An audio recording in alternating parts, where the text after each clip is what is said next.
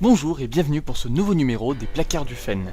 Cette semaine sort le Blu-ray ainsi que le DVD du film The Avengers, grosse surprise de cette année 2012. Nous l'attendions depuis 4 ans, depuis la scène post-générique du film Iron Man, qui était lui la très bonne surprise de l'année 2008. Dans cette scène, Tony Stark trouvait chez lui en rentrant Nick Fury, le directeur du SHIELD, qui lui annonçait la création du projet Vengeur. Malgré les craintes qui pouvaient animer les fans, Joss Whedon a pu toutes les balayer grâce à un film efficace, drôle et plaçant presque tous ses héros au même plan. À la vision du film, on n'avait pas la sensation de voir une adaptation de comic book, mais bien un véritable comic book sur grand écran. Cependant, comme vous le savez ou l'imaginez peut-être, la plupart des héros présents dans le film avaient déjà eu droit à une ou plusieurs adaptations live. Et ce sont quelques-uns de ces petits bijoux que je vais vous montrer aujourd'hui.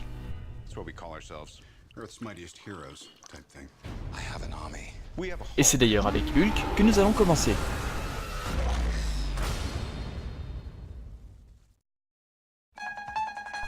En 1978 apparaît sur la chaîne américaine CBS The Incredible Hulk, soit l'incroyable Hulk. Avec Bill Bixby dans le rôle de Bruce Banner et le bodybuilder Lou Ferrigno dans le rôle de Hulk, la série raconte, origine comprise, l'odyssée de David Banner pour tenter de se débarrasser du fléau vert qui le prive d'une vie normale. Constamment en fuite, effrayé des dégâts que le Hulk pourrait causer et des victimes qu'il pourrait faire, il est poursuivi par Jack McGee, un journaliste qui souhaite l'attraper pour faire le scoop de sa vie. La plupart d'entre vous auront certainement bondi au David Banner. En fait, Kenneth Johnson, le producteur, a dit avoir changé le nom afin de se démarquer du comics et avoir une image plus indépendante. Selon Lou Ferrigno, en revanche, la production trouvait que Bruce sonnait un peu trop homosexuel, idée qu'il considère d'ailleurs comme la plus absurde et ridicule qu'il ait jamais entendue. Wanted for a murder he didn't commit. David Banner is believed to be dead, and he must let the world think that he is dead until he can find a way to control the raging spirit. Get off my property! Please help! My water broke! Les scènes de transformation sont toutes semblables. David prend un coup et ou tombe au sol, puis gros plan sur ses yeux et ses lentilles de contact colorées alors que Bill Bixby grimace, puis gros plan sur ses vêtements qui se déchirent, et enfin Lou Ferrigno tout de verre recouvert qui hurle. Mais aujourd'hui, et après 3 films où il apparaît en images de synthèse, il est assez difficile de regarder un épisode de l'incroyable Hulk. Entre grognements lourdingues, body paint approximatif, si, regardez bien le torse et les pieds là, il en manque, et une coiffure qui doit participer à les lui briser le menu, Hulk fait sourire. Malgré tout, on peut supposer qu'à l'époque cela devait paraître impressionnant puisque Bill Bixby avait avoué interdire à son fils de regarder la série afin qu'il n'ait pas peur devant les scènes de transformation. Durant cette scène, tirée du même épisode que la précédente, un truand assomme Banner puis le balance dans le trou d'une carrière pour s'en débarrasser. C'était sans compter sur le géant vert qui va rapidement s'en mêler. Mais comment voulez-vous prendre cette série au sérieux lorsque vous voyez ça, Hulk allongé tout serré sur un tapis roulant? A noter qu'Arnold Schwarzenegger avait été auditionné pour le rôle mais non retenu à cause de sa trop petite taille. De même, Richard Kiel, l'acteur de requin des James Bond, avait lui été rejeté à cause de son manque de musculature. C'est le propre fils de Kenneth Johnson qui lui en avait fait la réflexion. De même, on peut ici s'attendre à quelque chose d'impressionnant. Hulk arrache une espèce de transformateur, le brandit au-dessus de sa tête, et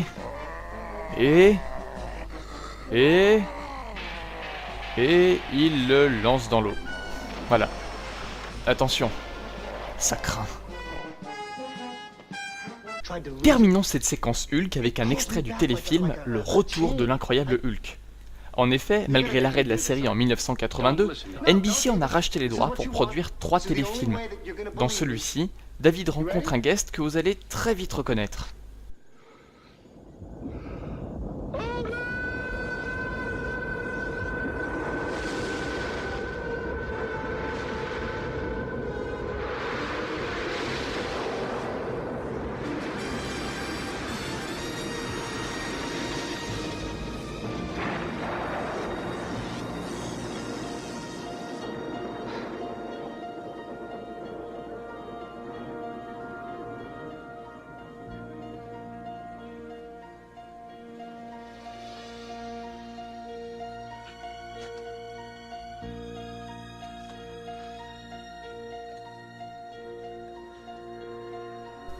Donc à mon avis, pour qu'il tire cette tronche, c'est que David Banner est en train de se dire « Attendez, Marvel a fait ça, Et nous on se retrouve avec ça.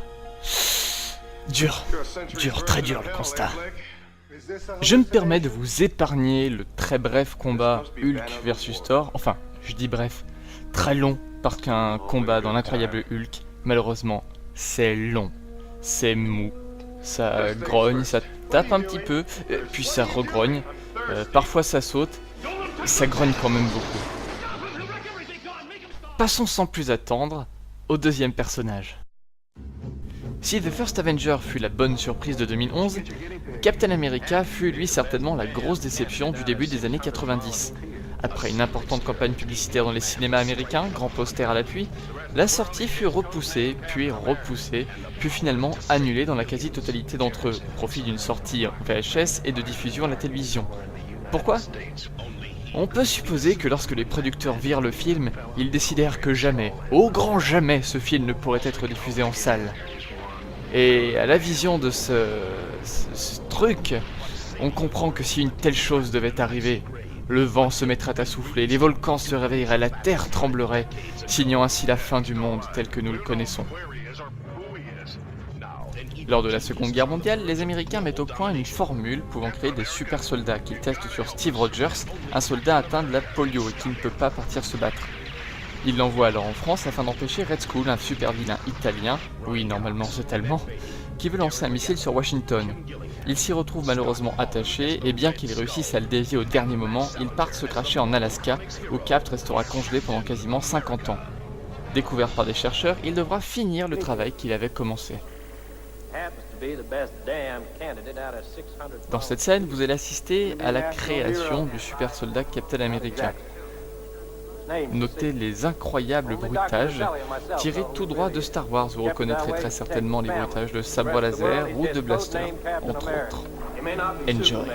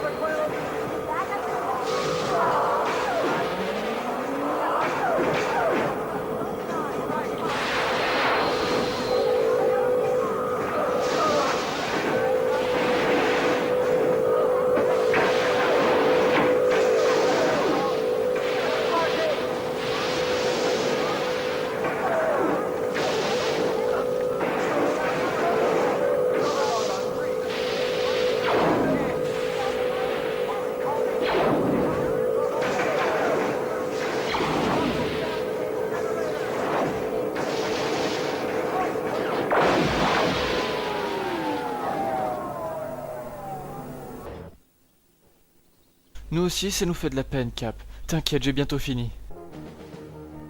Passons rapidement sur l'incohérence du début de film, où les Allemands réussissent à créer un missile assez puissant pour relier Paris-Washington, et qui ensuite continue jusqu'en Alaska lorsque Captain America le dévie. C'est une performance à saluer.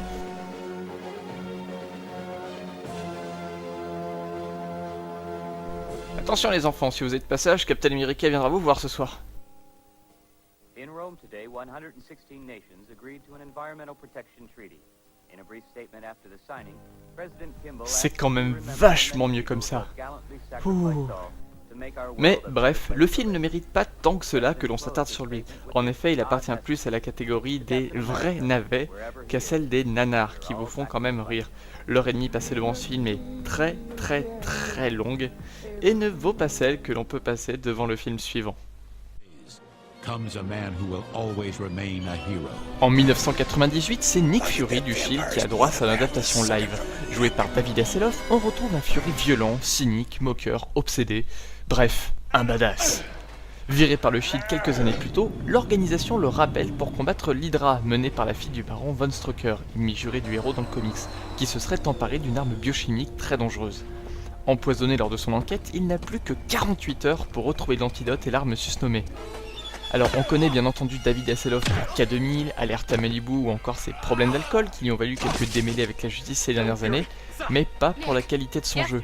En effet, même si physiquement il correspond quasi parfaitement au Fury du comics, certaines de ses répliques sonnent assez faux. Et c'est d'ailleurs valable pour le reste des acteurs du film. Tout est surjoué, le script est assez affligeant, même si quelques vannes peuvent parfois faire mouche. Le film passe en tout cas bien mieux que Captain America, pitoyable de bout en bout.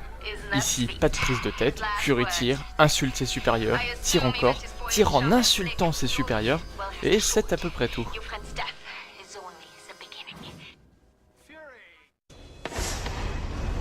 Parmi les scènes à haut level de nanardise, celle-ci où Von Strucker fille tue l'un des lieutenants de l'Hydra pour faire peur aux autres.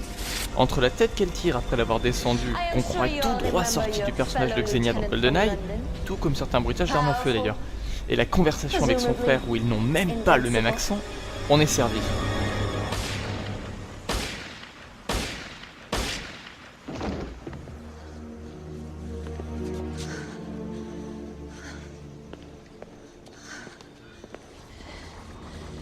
If there are any other concerns regarding the direction of my leadership, by all means, do voice them now.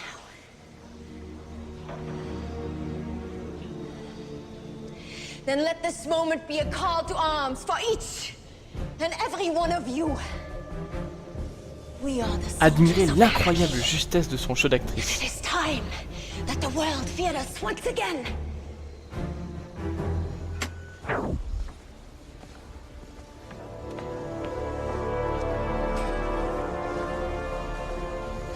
You think they got the message?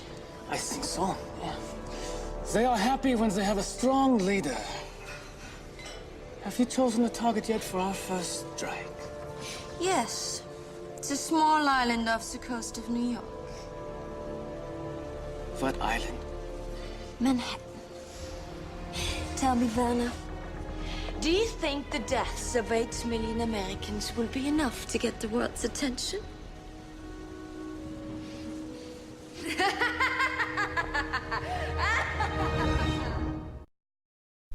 Allez, en bonus, un extrait de la VF du film qui est... Enfin, voyez plutôt.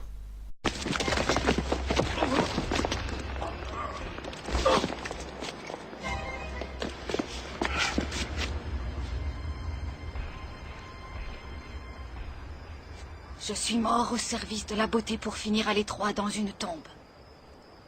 Mais celui qui meurt pour la vérité a le droit de reposer dans la chambre de la mort. Colonel Fury. Contessa. Je me présente, Gail Runcitter, inspecteur d'Interpol. J'ai fait quelque chose. La beauté est vérité et la vérité est beauté. Et sur cette terre, c'est tout ce que vous avez besoin de savoir. Ça fait partie de vos codes d'identification? Non, mais j'avais envie de le dire. Voilà. Mais on pourra dire ce que l'on veut de David Hasselhoff, il est quand même beaucoup plus convaincant que cela en VO. Et c'est d'ailleurs l'un des principaux intérêts du film. Bon, cela ne veut pas dire qu'il est incontournable, mais bon, qui sait, une petite soirée nanar, il y trouverait certainement sa place. Voilà, ce deuxième numéro des Chroniques du Fen se termine, j'espère qu'il vous aura plu et je vous dis à bientôt pour de nouvelles découvertes.